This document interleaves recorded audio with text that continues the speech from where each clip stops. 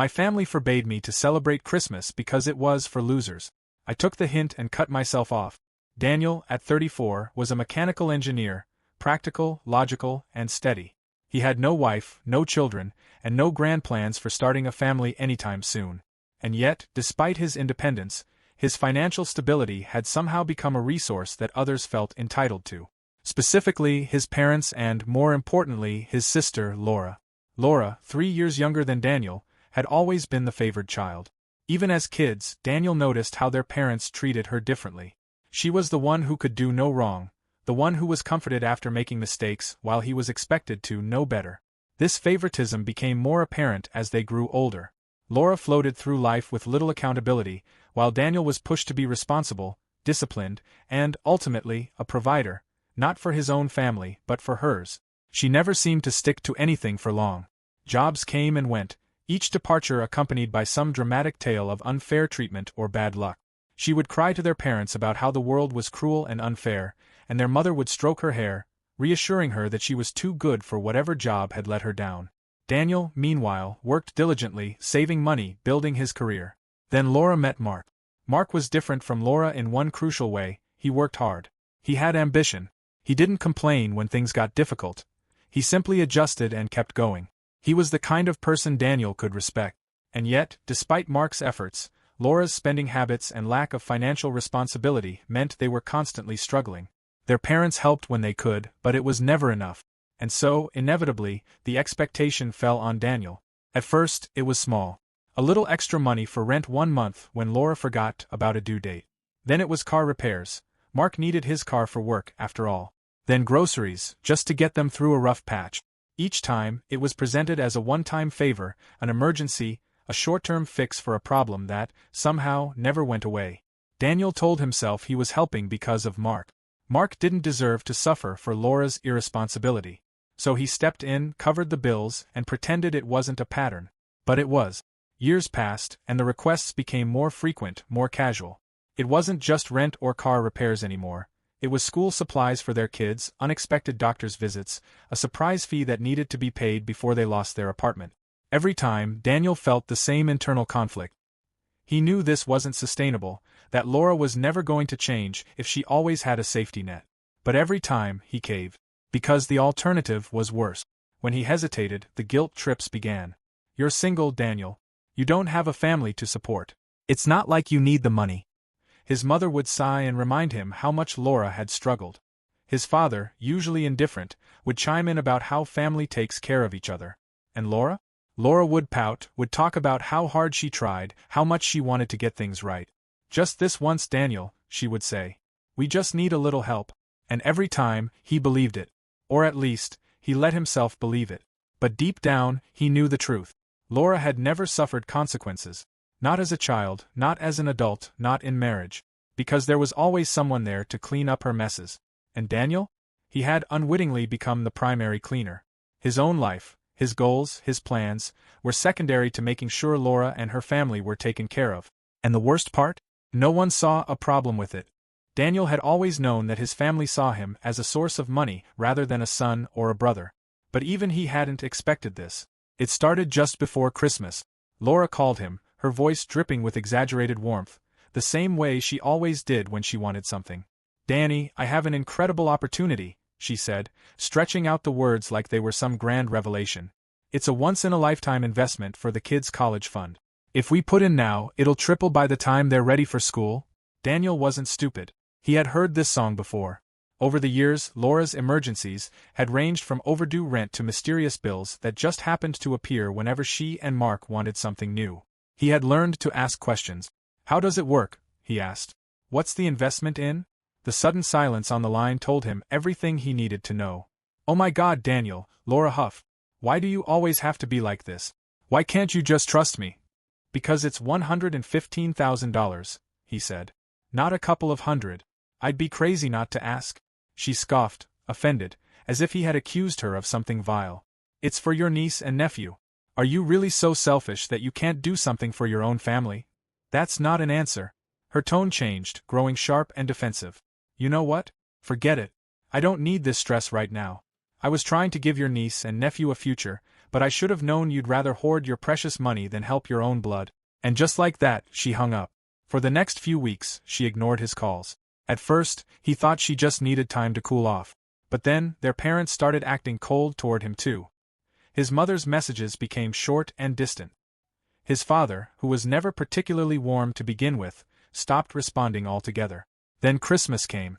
Daniel wasn't about to let some stupid argument stop him from seeing his family. He had bought gifts for the kids, thoughtful ones. Books for his niece, a new basketball for his nephew, things he knew they would actually use. He had even gotten his mother a new silk scarf, something she had once mentioned wanting but never bought for herself. He arrived at their house, shaking off the cold, his arms full of carefully wrapped presents. The warmth of the home, the smell of Christmas dinner, it should have felt welcoming. Instead, as soon as he stepped inside, the tension in the air was suffocating. His father was the first to speak. His voice was flat, firm. "We don't want you here." Daniel blinked. "What?" His father's expression didn't change. "Go home, Daniel." A sharp laugh cut through the silence. Laura stood near the Christmas tree, arms crossed, smirking. She was enjoying this. "This isn't a place for losers," she said. Daniel felt the words like a slap. His gaze flicked to his mother, the one person he thought might step in, might tell Laura to stop, might say this was too much. But she just stood there, silent. And that's when he noticed it. Around her neck, glinting under the Christmas lights, was the gold necklace he had bought her last year. He had spent weeks picking it out, wanting to get her something special, something she would love. And now, she was wearing it as she stood there, watching him get thrown out of his own family's home. His chest felt tight. The realization hit him hard. It wasn't just Laura. It wasn't just his father. His mother, who had always called him her good son, who had always told him how proud she was of his hard work, was just as complicit. He wasn't family to them. He was a wallet. Daniel exhaled slowly, setting down the bags of presents by the door. He wasn't going to beg. He wasn't going to ask why. He already knew. Without another word, he turned and walked back into the cold, the sound of Laura's laughter ringing in his ears as he left. Daniel sat at his desk, staring at his bank statements, his fingers clenched into fists. He had known he had given Laura and her family a lot over the years, but seeing the numbers laid out in black and white made his stomach turn. $18,000. That was how much he had handed over in just 3 years. Rent payments, emergency bills, school fees, car repairs, every single dollar sent with the same hollow promise from Laura. "This is the last time, Danny. We just need a little help." He scrolled further and saw the pattern. Every time Mark got a raise, Laura's requests increased. It was never right away, she was careful. It was always a few months later, just when things seemed stable for them. It was never enough for her. His jaw tightened. He felt sick. How many hours had Mark worked, how many weekends had he missed with his kids, all while Laura siphoned off Daniel's money in the background. Then, his phone buzzed. A message from Anna. He hadn't spoken to Mark's sister in a while, but they had always gotten along. She worked at a bank. Some kind of financial analyst, he remembered. He frowned as he read the message. "Hey Daniel. I really need to talk to you. It's about Laura." He called immediately. She picked up on the first ring. "Daniel, I don't even know how to start this," Anna said, her voice tense. "I found something. Something bad." Daniel's grip tightened on the phone. "What do you mean?" There was a deep sigh on the other end. "You know I work at First State Bank, right? I shouldn't have seen this, but I was helping a client and I recognized Laura's name in our system. She has accounts. Multiple accounts. And Daniel, she has over $40,000 saved up." The words hit him like a punch to the gut. "40,000? He repeated, his voice hollow. Anna hesitated. "Mark doesn't know. She's been lying to him." Daniel barely breathed. "She told him you stopped helping years ago. That you cut them off," Anna continued. "Mark thinks they're struggling. He thinks every dollar he makes is barely keeping them afloat. That's why he's been working 70-hour weeks, Daniel. Because he thinks they're drowning." Daniel felt his whole body go cold. Laura had been lying to all of them. She had let Mark break himself with work, thinking they had nothing, while she secretly hoarded money. And at the same time, she had kept taking from Daniel, playing the victim, playing broke. He swallowed, his throat tight with rage. "Are you sure about this?" he asked, though he already knew the answer. "I checked twice," Anna said. "It's all under her name. The accounts were opened gradually over the last few years. Every time Mark got a raise, she moved some of the money. But she also deposited money, Daniel." "Your money?" Daniel shut his eyes. All those times she cried to him about needing help. All the guilt trips. All the times she made him feel like a selfish brother for not giving enough. And all along, she had been building her own safety net, alone. He could barely hear Anna still talking, apologizing for being the one to tell him. Daniel, what are you going to do? Daniel opened his eyes. He wasn't sure yet. But one thing was certain. Laura was going to pay. Daniel had expected Laura to react badly when she found out he knew the truth. But he hadn't expected this. It was late evening when the pounding on his door started. Violent, urgent. He had barely set down his coffee before the shrill sound of Laura's voice tore through the silence. Open the damn door, Daniel. He didn't move at first. Let her scream. Let the neighbors hear. But the pounding didn't stop, and he knew she wasn't leaving. So he opened the door. Laura stormed inside before he could even say a word, her face twisted in fury. She wasn't crying, not this time. She was livid. You ruined everything, she shrieked, jabbing a finger at his chest. Daniel leaned against the doorframe, crossing his arms. Funny. I was about to say the same thing. She let out a sharp, humorless laugh. Oh, don't play dumb. Anna told you, didn't she? That nosy little. She cut herself off, shaking her head. You had no right to dig into my finances. He raised an eyebrow. You mean the secret accounts you've been hiding from your own husband? Her lips pressed into a thin line. For the first time, hesitation. A crack in her rage. But she recovered quickly. That money isn't yours, Daniel, she snapped. I don't owe you an explanation for what I do with my savings. Oh, because I could have sworn that money came from me, he said, his voice calm, mocking. That's what's funny about financial records, Laura. They don't lie. Her nostrils flared. He pulled out his phone, already recording. His lawyer's idea.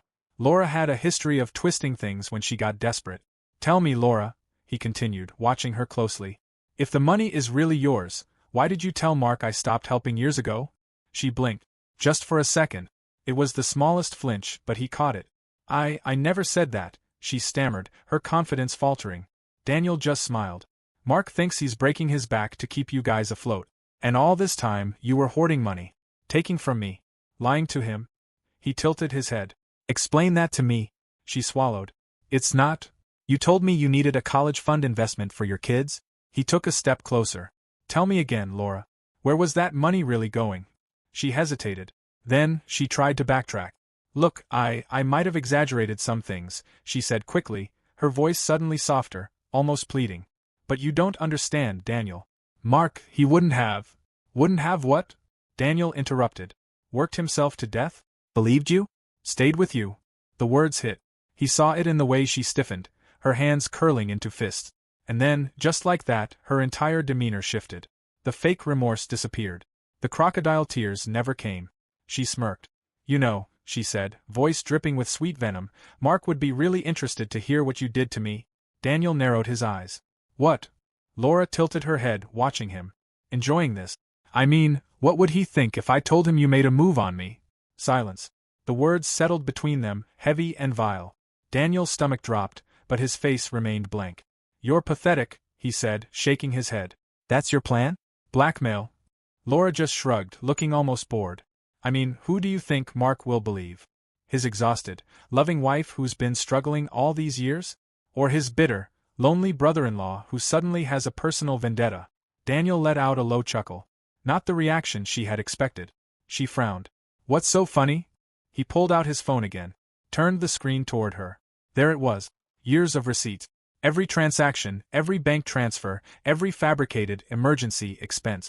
Screenshots of texts, her begging for money, swearing she'd pay him back someday. And then, the recording. He pressed play. Mark would be really interested to hear what you did to me. Laura's own voice filled the room. The color drained from her face. Daniel smiled coldly. You were saying? Laura didn't speak. For the first time in years, she had nothing to say. Laura had no idea her life was already falling apart. While she was off on a spa trip with the man she had been secretly seeing, Mark was tearing their house apart, removing everything that was his. Daniel had expected anger, screaming, maybe even a fight, but Mark had barely spoken after learning the truth. He had just nodded, thanked Daniel for showing him the proof, and then started making calls. Within 2 days, the house was nearly empty. The only things left behind were hers. When Laura returned, all relaxed from her self-care getaway, she walked into a home that no longer felt like one. The living room was bare, the walls stripped of family photos, the shelves empty. Her kids' toys were gone. Mark's clothes, his tools, his books, all of it vanished. At first, she stood there, blinking in confusion. Then, panic set in. She ran through the house, opening closet doors, checking drawers, but it was all the same, empty. Mark was gone. And then she saw it. A single manila envelope on the kitchen counter. Inside, divorce papers. Laura's breath came in sharp gasps. Her hands trembled as she turned the pages, her eyes darting over the words. He had already filed. He was serious. Her phone was in her hand before she even realized it. She started calling everyone. Her mother. No answer. Her father. No answer. Daniel. Straight to voicemail. She tried Mark again and again and again, but he had blocked her. By the time she got to Anna, she was sobbing. Anna. I've been robbed, she cried. Someone took everything. There was silence on the other end. Then Anna let out a short, bitter laugh. You weren't robbed, Laura, she said, her voice cold. You just finally got caught? Laura's mouth opened, but nothing came out. Anna continued. Mark found out everything. The secret account. The money. The boyfriend. Oh yeah, we know about him too. Laura's entire body went rigid. I don't know what you're talking about. Sure you don't. Anna sounded almost amused. That must be why Mark's lawyer found evidence that you were planning to leave the country with all the money. You weren't just hoarding cash, Laura. You were planning to disappear? Laura froze. Her entire body went numb. How did they know? Anna sighed. You should have been more careful with your emails. That secret boyfriend of yours? Yeah, he didn't cover his tracks very well. Mark's lawyer found everything. Laura's breath hitched. This wasn't happening. This couldn't be happening. But Anna wasn't done. And now the whole family knows, she said, her voice sharp. They know how you lied, how you manipulated Mark, how you stole from Daniel. You're on your own, Laura. Click. The call ended. Laura collapsed onto the kitchen floor, gripping her phone so hard her fingers ached.